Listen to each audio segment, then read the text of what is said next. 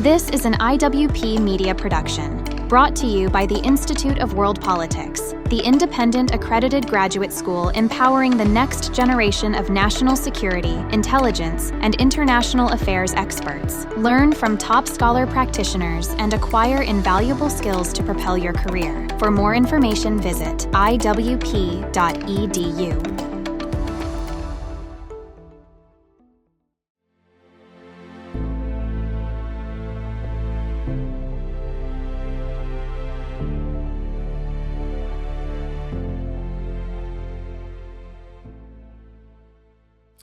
Welcome to the IWP Podcast. I'm Jim Robbins, Dean of Academics at IWP, the private independent graduate school of national security, intelligence, and international affairs, located blocks from the White House right here in beautiful Washington, D.C.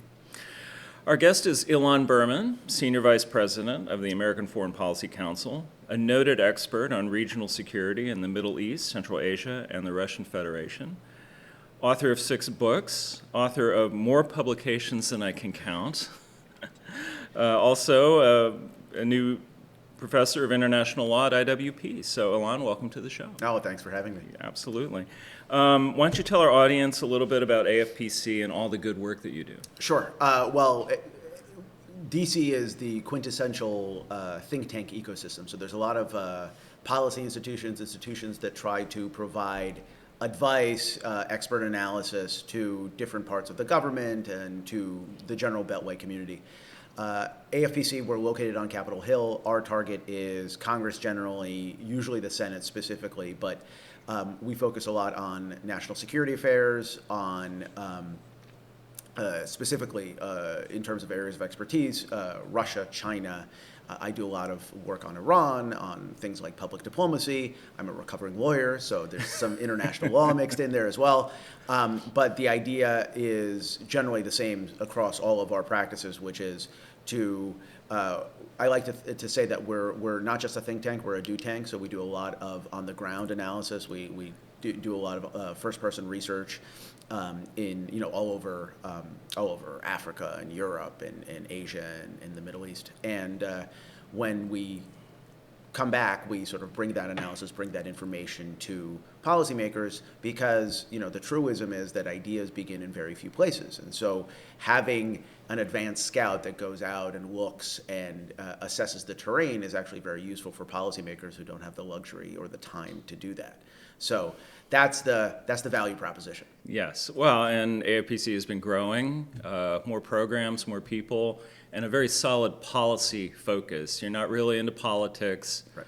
Don't really get into that stuff, but very focused on hardcore policy, national security issues. No, absolutely. And another facet which I think is important to highlight is that our credo is American dollars for American ideas. So there's a lot of institutions that cast a wide net in terms of fundraising. We don't do that. We take only American money.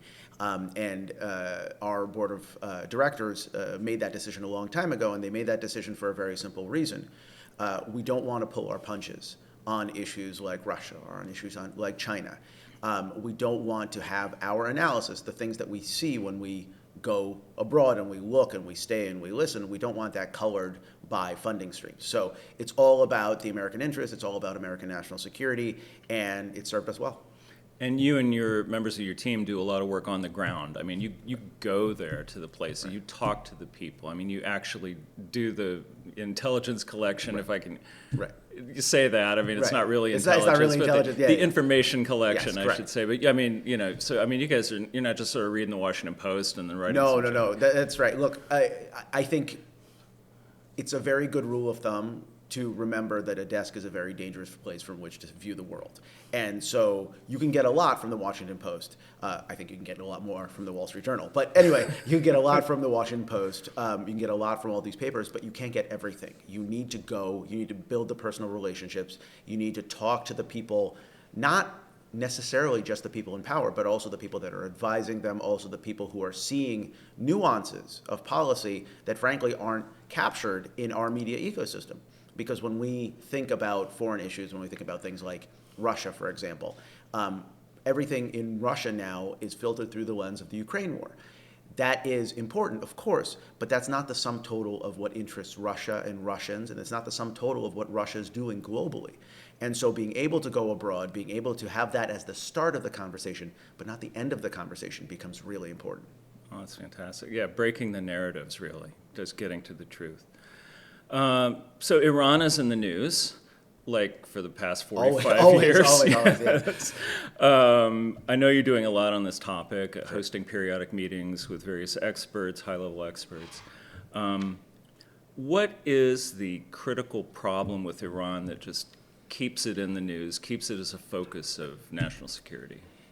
So I honestly think from the way successive administrations, both Republicans and Democrats, have approached it is they've really, as the late, great New York Senator Daniel Patrick Moynihan would say, they've really defined deviancy down, right? Because we're worried about Iran for a whole host of reasons. We're worried about it because of the proxy network that they've built. We're worried about Iran because of its persistent and increasingly mature nuclear effort.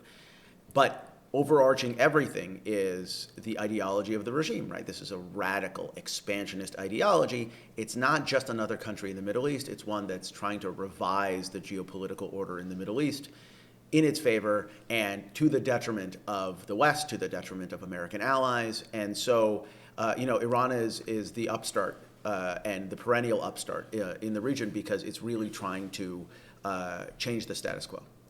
An explicitly revisionist power, Absolutely. As we might say in the classroom. And lately, the focus of their revisionist efforts seems to be Israel. You mentioned their proxy networks. We have the three H's, Hamas, Hezbollah, the Houthis, all on the rampage now against Israel, not to mention Iran directly for the first time attacking Israel. Why now? Why is this suddenly all happening? Well, I think it's suddenly all happening in part because Iran has put into motion things that it can't necessarily control. We are now past the 1-year mark of the Hamas campaign of terror on October 7th, 2023.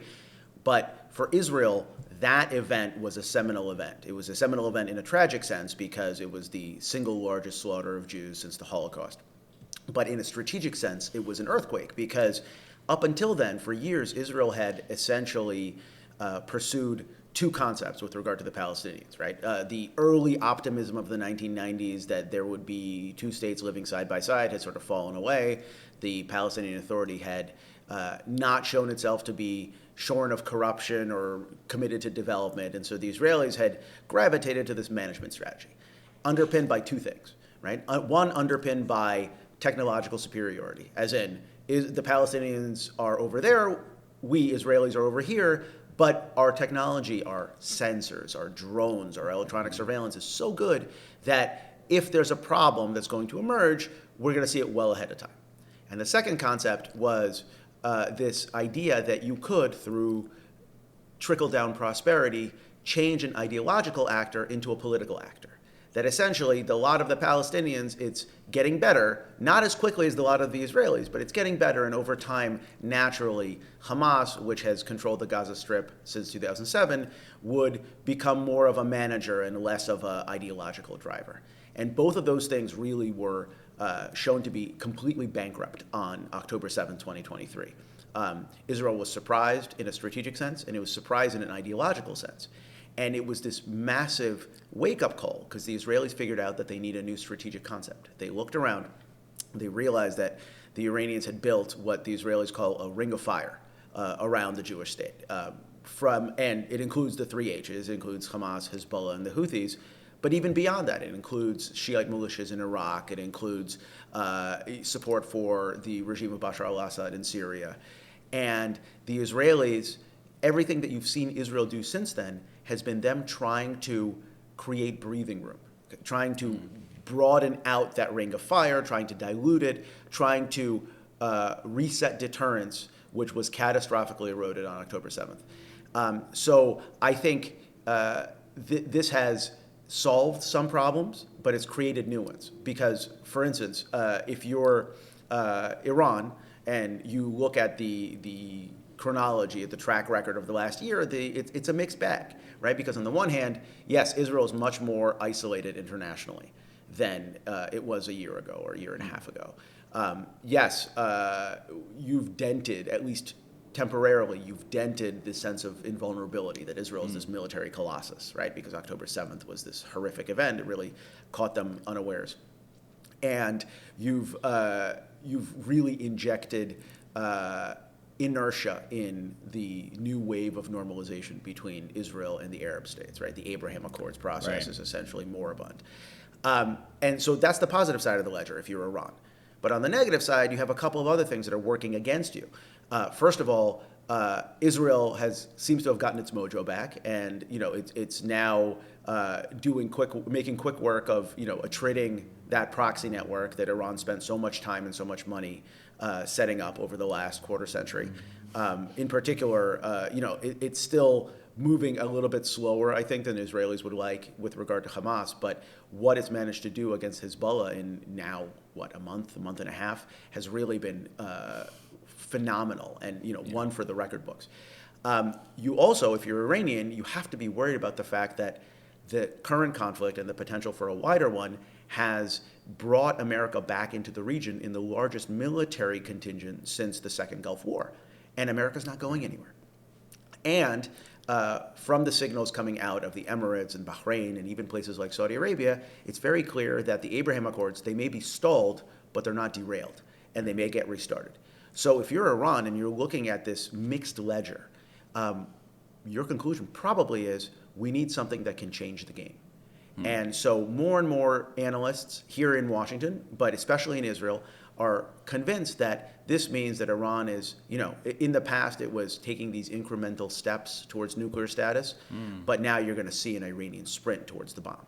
And that's why more and more we're talking about really high stakes in the back and forth, the tit for tat that you're seeing between Israel and Iran, because as we're recording this now, Israel has yet to retaliate. It may happen at any minute, right? By the time this recording comes out, we may have a different conversation. But right now, there's a very healthy conversation about what are those targets. And here, I think the nuclear program in Iran, it may not end up being the target, but it looms very large. It's interesting you mentioned that, because what we keep hearing from Washington is that Israel should not hit the nuclear program in Iran as part of their retaliation. And if they are about to sprint to nuclear capability, which I think we can agree is not very far to sprint, actually, why not hit those targets? Right. No, and I have the same question, because to my mind, the Iranian will to nuclear power is a pre-existing condition. It's something that has existed. Frankly, it's existed since the time of the Shah. The qualitative difference was that the Shah was an ally of the United States. America, and many of your listeners probably don't know, but America was the one that actually jump-started Iran's nuclear program by giving it a civilian reactor under the Eisenhower administration in the 1950s. But we did that because we implicitly trusted the fact that the Shah and Iran under the Shah would be a mature nuclear possessor. And he proved us right? As the country grew, as the country industrialized, as the country became more wealthy, he made it clear that he was going to pursue this type of energy in a responsible way. So he signed on to the 1968 Non-Proliferation Treaty, and he opened the door to inspectors. And what you have now, you fast forward, you have the Islamic Revolution of 1979, you have a fundamentally different state of affairs. The program, by all accounts, was moribund for a period of time. It's been restarted. It's broke out into the open in the early 2000s. And ever since then, we've been looking at terrible and terribly radical regime acquiring terrible and terribly destructive capabilities. And that confluence, the confluence of the world's leading state sponsor of terror getting the world's most destructive weapons, is the vexing problem. It's the vexing problem that we have to deal with. It's the vexing problem that Israel has to deal with.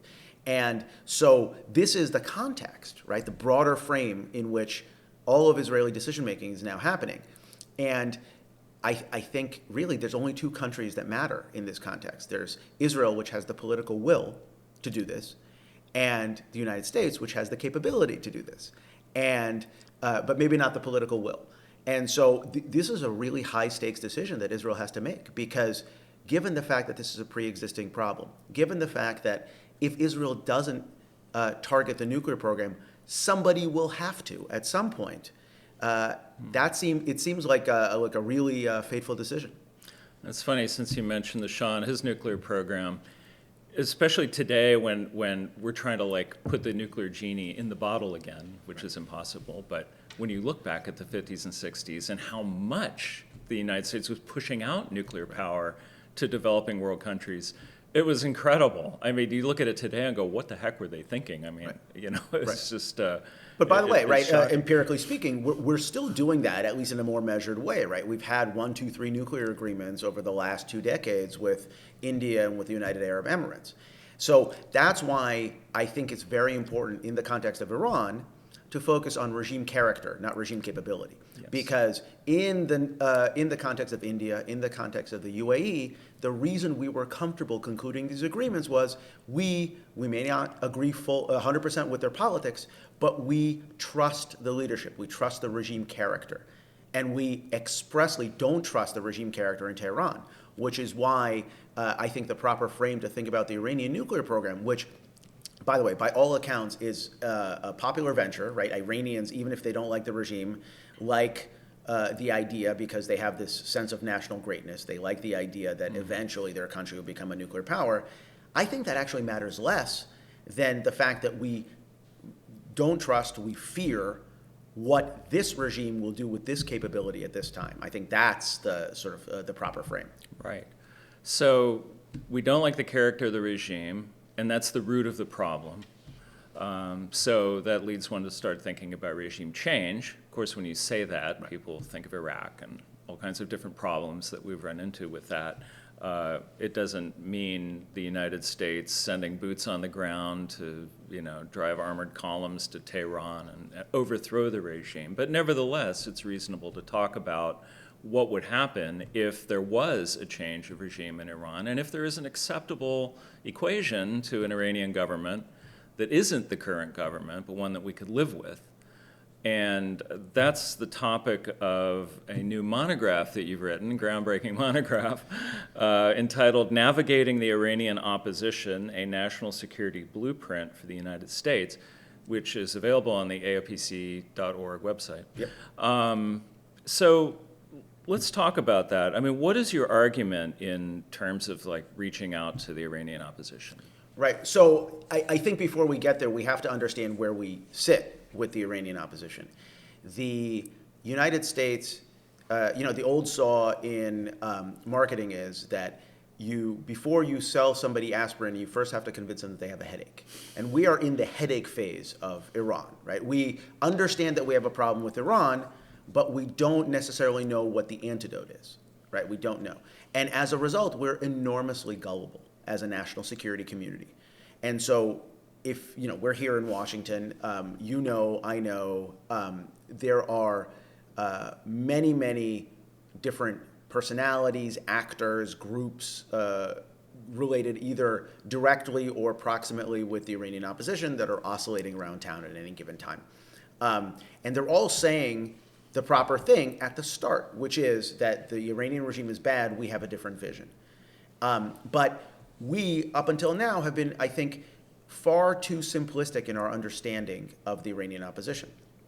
And given the missteps that happened in Iraq, and given our, I would say, less than stellar historical record over the last 100 years in terms of fostering or assisting regime change, I think it warrants us to think a little bit more deeply about what are the national security prerequisites as the United States. What would we like a post-theocratic Iran to look like? So that was the sort of the orienting frame that I tried to do in writing this project, and I did that through a series of workshops with subject matter experts, a series of interviews and conversations with former high-ranking national security officials from different administrations, looking at key determinants of what we would like to see. Ideally, as a way of trying to get a little bit smarter about, not about which groups to support and which groups not to support, but getting a little bit smarter about which groups are articulating principles that are consonant with American national security moving forward. So anyway, there's a lot in there, but that was the frame. Right. So, I mean, what you're trying to do is set the parameters of a debate or of a discussion that isn't really happening. Right. Because we've seen time and again where there's something going on in Iran, people in the streets, they're saying Margbar dictator, they're burning down buildings. These different protests, whether, sometimes they're ethnic, sometimes they're social movements, or people just fed up with it. And the United States seems to do nothing. So what I suspect you're doing is putting together a way when these things happen to address it, that people can have an intelligent conversation about what do we do about it. Absolutely. And Jim, I know you have kids. I have kids. I met your kids. You met mine. So the way I like to think about it is to use a sort of a pop culture reference. For anybody who has kids, you've all seen the Harry Potter movies. And for those of you that have, you remember that there's a sorting hat, right? When Harry goes to Hogwarts, there's this magical hat that tells Harry and Hermione and all these other kids whose names I don't remember, which dorm they belong in, right? You go here, you're Gryffindor, you're whatever it is. And it's a way of making sense of what is an inchoate mass. And that was sort of what I was going for. We need a sorting hat for the Iranian opposition. And as I got into this, I started thinking about this. It struck me that there are a couple of forks in the road that will really help us figure out which groups are aligned with us, which groups are not aligned with us, which groups, if they're successful, would actually tilt Iran in a direction that would be unhelpful from a U.S. national security perspective. And I'll give you an example. The perennial issue, probably the most important issue that everybody talks about in the context of Iran, is whether or not Iran should break apart, right? After the Islamic Republic, right? This is an empire. This is dozens of ethnic groups. This is multiple languages. The Iranian Empire at the height of its power in the Safavid dynasty extended from Turkey and the Balkans all the way to northern India, right? So this is a huge swath of territory. So there's an argument that can be made that says, you know what? If Iran breaks apart, don't have central control, and let these guys go their own way, right? In fact, it's been articulated by many scholars over the last couple of decades here in Washington. The Iranians themselves firmly object to this for precisely those same reasons, right? The strong national identity, imperial pride. But there's another factor. So you kind of know, if you were to ask that question, should Iran stay together or should Iran break apart? You kind of know what the Iranians would say. But I didn't know, when I was asking that question, what U.S. national security practitioners would say. And I was really struck by, to a man, to a woman, the people I interviewed, the people I talked to, who were concerned with the Iranian nuclear program, said, no, there's no way we can allow Iran to fragment, to balkanize, because the historical experience of the collapse of the Soviet Union in the early 1990s led to a short-lived but very acute loose nukes problem throughout the post-Soviet space. We put that genie back in a bottle, but only just barely. And given the advanced state of the Iranian nuclear program, there's a real danger of this happening here as well, in the Middle East context, if there isn't sufficient central control that can control the nuclear program, whatever its disposition. I found that to be a really striking and sort of deterministic way to think about it, because it really tells you, oh, that means that Iranian opposition groups, like ethnic opposition groups, there's a Kurdish group, Kurds, exactly, yes. Right, that advocate this fragmentation and advocate this sort of separation of territory. They have good motivations for doing it. They have ethnic motivations for doing it. But from a U.S. national security perspective, this is actually counterproductive. And they probably don't deserve our support if you're looking at it through that lens. And so that was a good sort of initial way to think about, that's a fork in the road. That helps us sort which groups are consonant with us and which groups are not. Right. I mean, if they're smart, they'll align with us anyway and then have their separatism later. But, right. It's hard. If you're going to support opposition groups, it's hard to tell all those groups, you're out of the tent. It's just to find a way to integrate them to say that their national identity will be honored in a future, federal type Iran, and you won't be executed for teaching the language, to your kids, which is what goes on right now. You have a nice list of different key principles that should guide you as policymakers. Of course, that's one of them. You talk about pluralism and religious tolerance, lifestyle tolerance, right. Gender equality, things like this. How big a role would that play in this movement? So I think it's huge, and I think the pluralism and religion, to me, are the two sort of the big icebergs, right? For a couple of reasons. And again, right, remember, this is sort of looking at it through the lens of U.S. national security. You stand where you sit, and our historical experience over the last quarter century in Afghanistan and Iraq suggests that in countries where minority groups, women, religious minorities, ethnic communities are respected, they're given equal voice, tend to evolve in a much more pluralistic direction over time. That, by the way, that doesn't necessarily mean democracy, right? And that I think there's a really facile and simplistic way to think about, the next Iran is going to be democratic. I'm not sure that's true. In fact, in historical terms, authoritarian to authoritarian transitions are much more common. Authoritarian to democratic transitions are very, very rare. So I don't know that Iran's going to be an outlier, but I'm not sure that's a deal breaker necessarily. If you have an Iran that respects women's rights, that respects minority rights, that doesn't force this rigid adherence to Islam as the overriding source of law, for example, as it does under the Constitution of Afghanistan, it creates that empty political space that actually does allow for a country that is an empire, right? To have with all its differences, with all its different ethnic groups, with all its different nuances to coexist. And the Constitution is the frame, because remember, you can't fight something with nothing. So inevitably, right? I don't think we're at this point yet, although there have been rumblings in this direction. But inevitably, when the Iranian opposition gets serious and gets together, because right now they're very fragmented and they're mostly fighting with each other, which, by the way, is a huge boon to the Iranian regime itself. Yes. But when they do get serious and when they get together, they will inevitably need to draft some sort of orienting document to tell the people that they're trying to woo as their constituents, here's what the next government's going to look like. And what goes in there is hugely important. If you enshrine Islam as the state religion, the way we we shepherded in Afghanistan, the way we shepherded in slightly amended form in Iraq, you open up the door for more extreme political elements, if they rise to power, if there's not sufficient checks and balances, to really take the country in a direction that is intolerant, that is not pluralistic. And we see this now in Afghanistan with the return of the Taliban, and we see this in Iraq, where you have a very weak federal government and very activist, more radical political coalitions in the Iraqi parliament that are doing exactly that.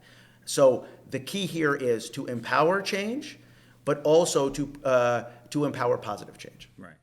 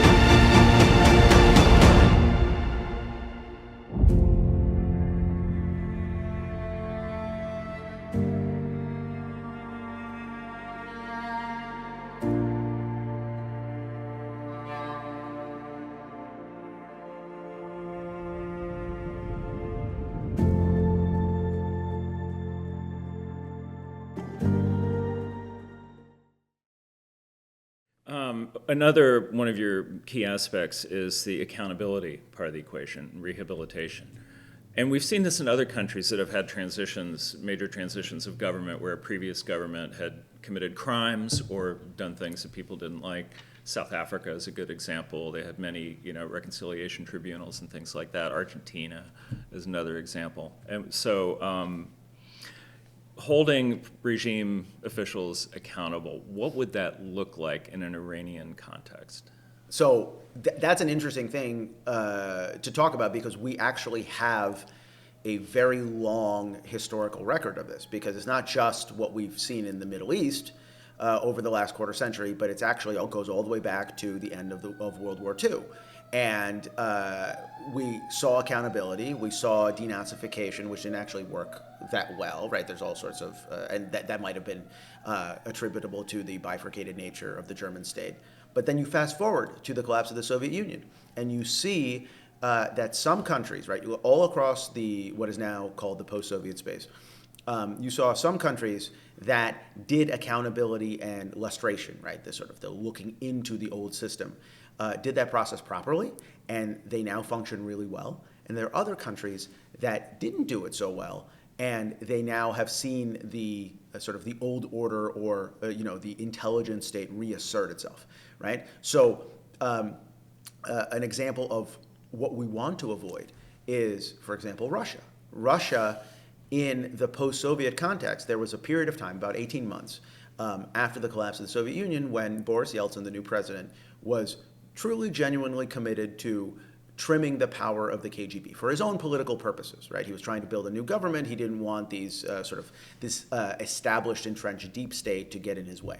And he hired people like Vadim Bakatin to come in and disaggregate the KGB. But that was very, very limited in terms of time, because the KGB, which had thrived under the Soviet era, which had really, during the privatization era, which was just then starting, had really had first mover advantage, realized that if they didn't scramble, they'd be put out of business. And so what they did was they pushed back, they reconsolidated, and they emerged as a force in post-Soviet Russia. Such a success that now the head of the Russian state is a former KGB colonel, right? That is a perfect example of what we can't do, right? We can't allow to have happen in Iran, because Iran there's a lot of similarities between the types of unaccountable, entrenched elites and power structures that exist in Iran that existed in the Soviet Union. I'm thinking specifically about the IRGC. Yes. Right, and their domestic militia, the Basij. Right? Between them, we're looking at somewhere between 3 million and 8 million of Iran's 87.5 million person population. That's all huge, right? It's almost 10% of the population. You cannot do to them, you can't simply tell them, hey, listen, you don't have a stake in the future of Iran. You don't have a stake, right? We tried that in the Iraqi context. And you remember this firsthand. We tried that in the Iraqi context, and that de-Baathification process, more than any other thing, was what created the insurgency that plagued us for the following decade. Because we told a large contingent of military-trained people that they had no stake in the future state, right? We essentially, it was a problem of our own making. And it was also a fundamental misreading of one-party systems, right, where you have to belong to the party in order to get access to hospitals and send your kids to the right schools and what have you. So you want to avoid that absolutism in the context of Iran. But at the same time, you want to do what countries like Lithuania, what countries like Poland did, and say, hey, listen, we're not simply going to forget the abuses of power that existed under the Islamic Republic.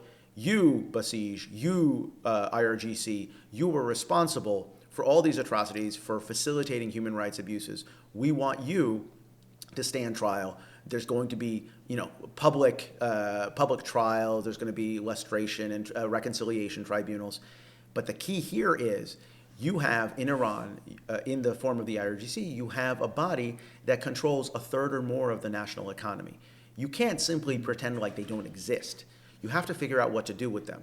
And it's much better not to ostracize them, but to defang them and rehabilitate them and make them constructive actors. That makes sense. And we do have records of failure where we just haven't gotten it right. I mean, you do mention Iraq. Afghanistan didn't quite work out. Well, in any case, so when we talk about what the U.S. will do, with our track record of success, quote unquote. Are we talking about going in there sort of Operation Ajax style and helping organize something, get a coup going? Or, how do we actually translate this into policy? No, I don't think so. I think there's two things here that our national security track record for the last half century really leads us to, right? One is the types of soft power and irregular activities that we had that helped democratic elements to thrive during the Cold War. I'm thinking of La Coalesce, I'm thinking of Solidarity, right? There's a real, I think, opening to encourage organic protests within Iran, right? A very simple, practical thing is money. Right? So if you're an Iranian, you happen to work in a factory because you're providing for your family, but you don't like the regime. If you go out and protest, the long arm of the regime is likely to put you out of a job, right? So you will not go protest if your livelihood is stripped from you. So a strike fund or something like that would at least create the breathing room that would allow people to make the choice that, hey, yes, I can go out, I can protest, I can make my voice heard, hugely empowering. Right? Now, remember, we're hobbled, right? We're hobbled by the fact that the Iranian opposition right now is less than the sum of its parts, right? There's all these factions, they're all fighting with each other. It's also bifurcated because you have the Iranian opposition within the country, and then you have all these diaspora groups outside of the country. Outside of the country, they have more ability to organize. They're much louder, but they're also disconnected from the internal political dynamics. So let's be clear, right? I don't think it is in the U.S. interest or frankly, in U.S. capabilities to really stage manage a regime change in Iran.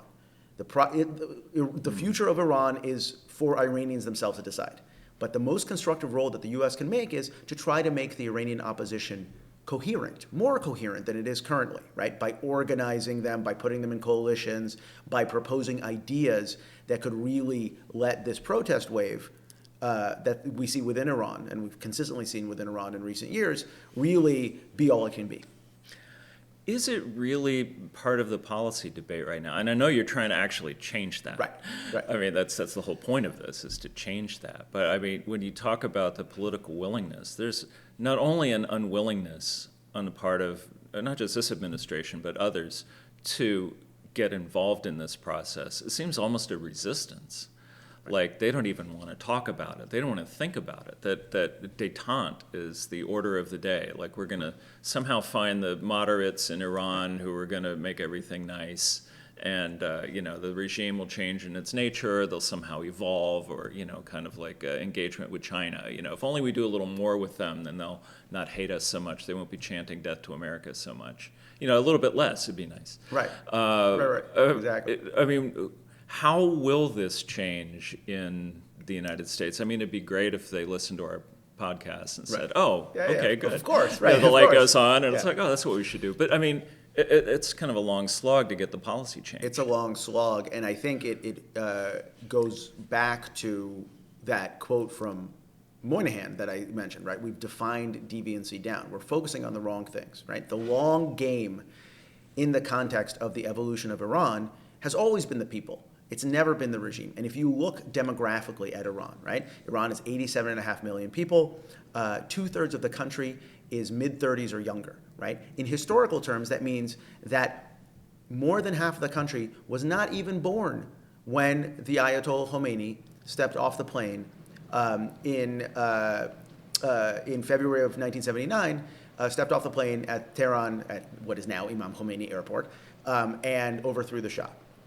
And therefore, Iranians, over time, become less and less ideologically connected to the current regime, right? And that's a huge point, right? And by the way, you see this manifested in a whole host of ways.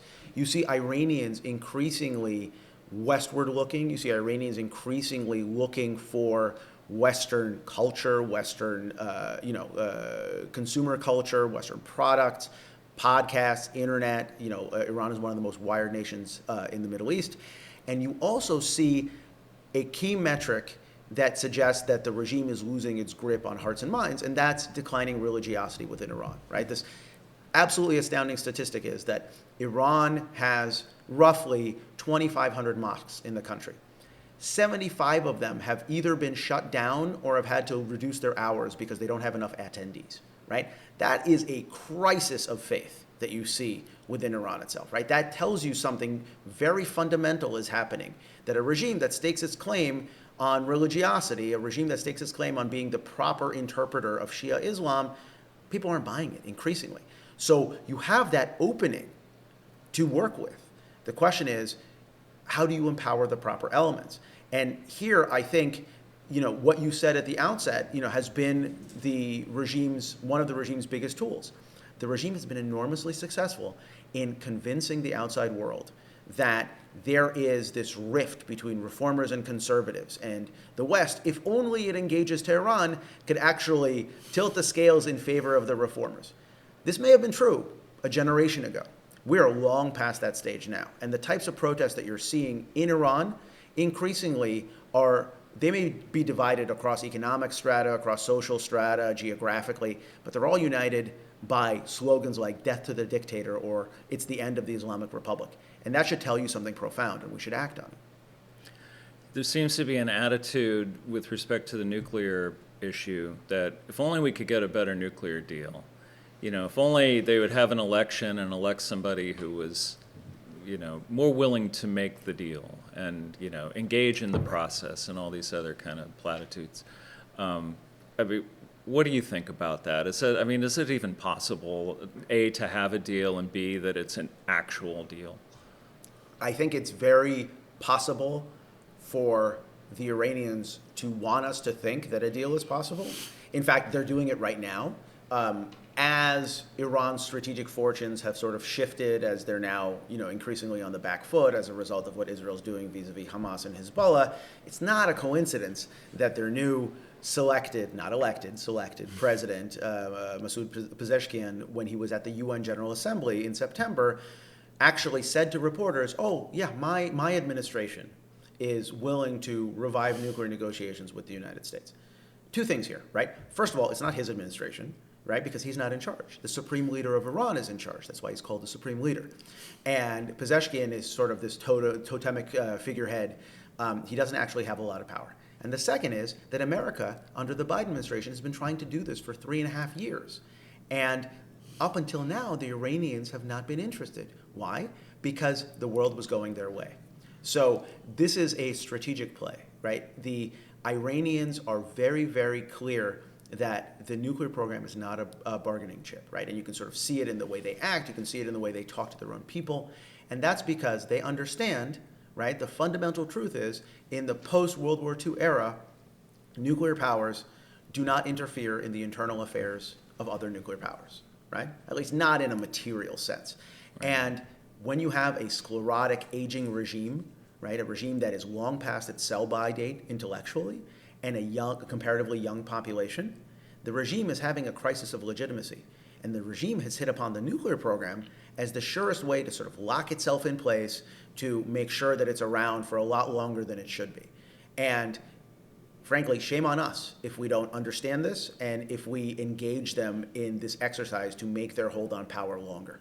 Right, and to free up the frozen assets, which is the actual Iranian endgame, the actual thing that they want, is all this money that's frozen that they can't get without a deal. And well, it's interesting, right? So the larger frame to think about is that Iran is a vexing problem. Iran has been a historic problem, but Iran is not the only problem, right? I mean, we tend to have trouble walking and chewing gum at the same time, but what you're seeing globally is this moment where the Russia problem is converging with the Iran problem, is converging with the China problem, right? You're seeing this very ominous, what Matt Pottinger calls, the axis of,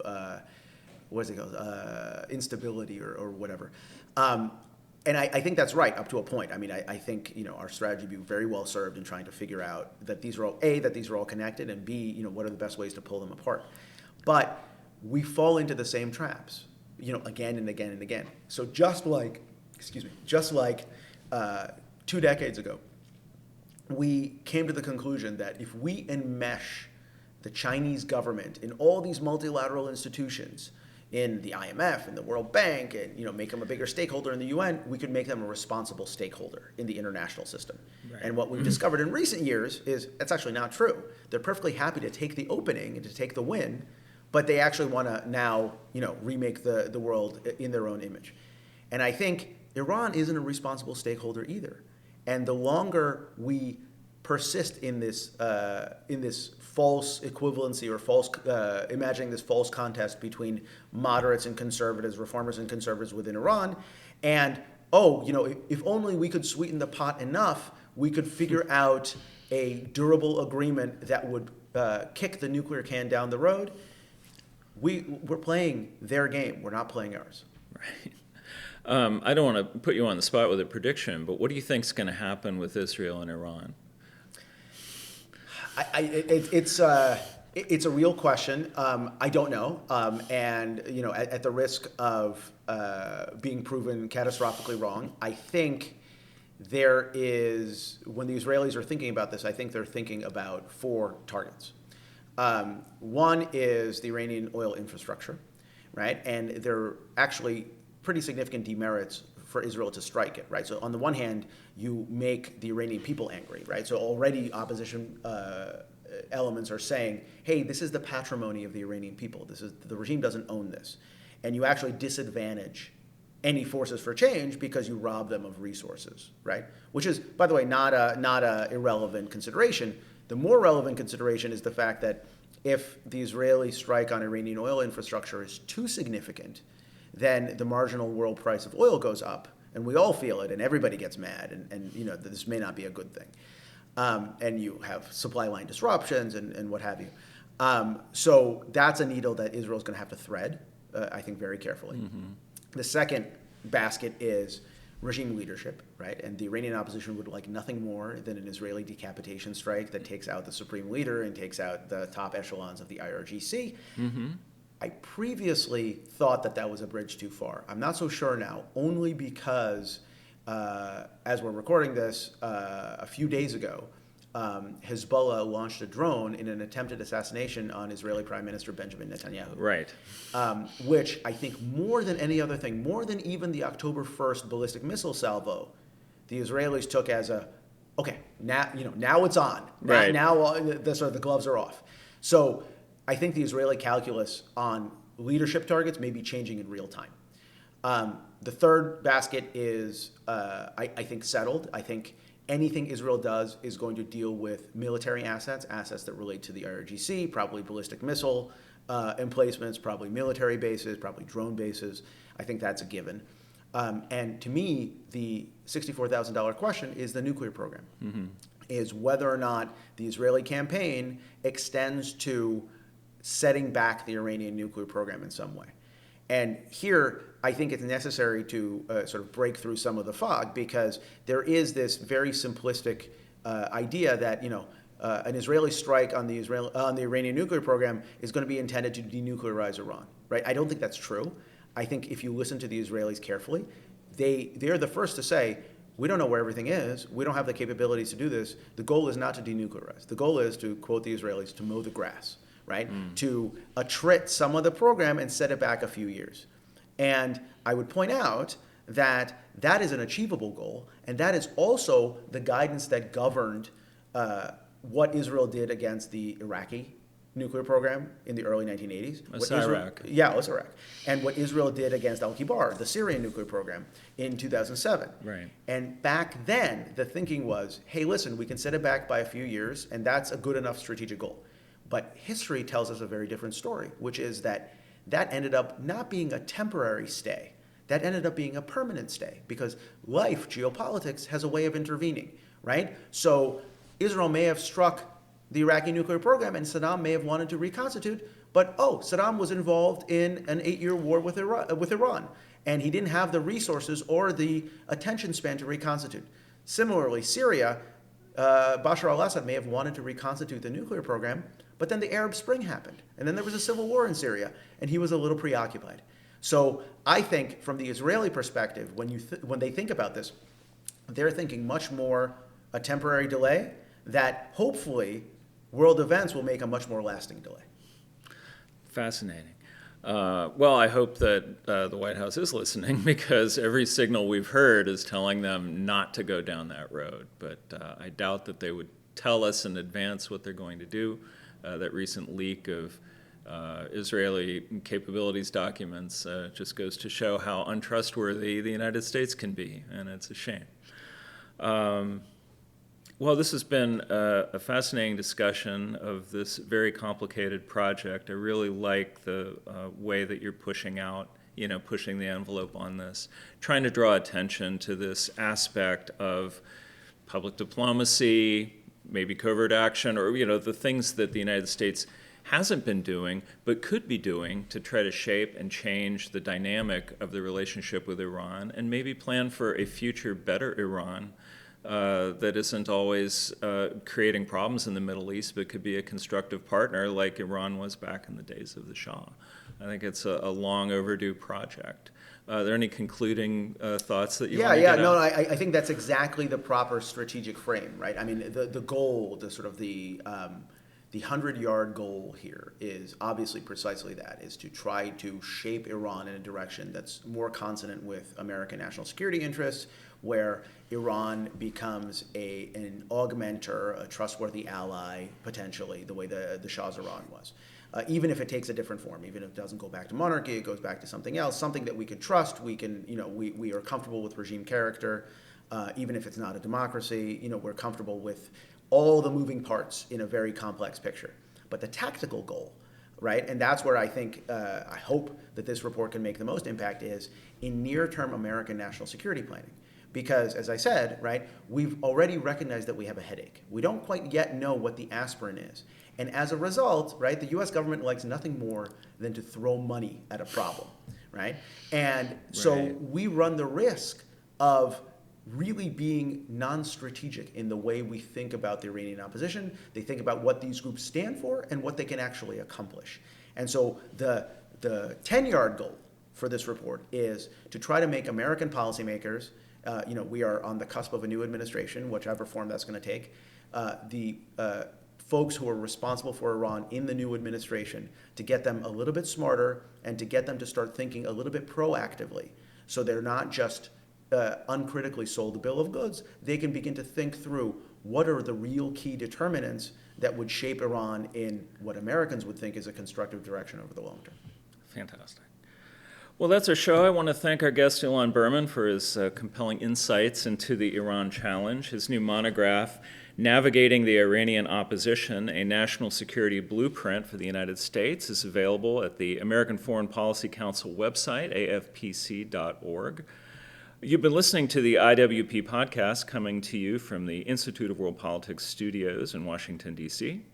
For IWP, I'm Jim Robbins. Join us next time for another edition of the IWP Podcast. If you like our podcast and would like to hear more, please subscribe. And if you are interested in learning more about the topics we covered here today and want to be a student at IWP, go to iwp.edu and click Apply Now.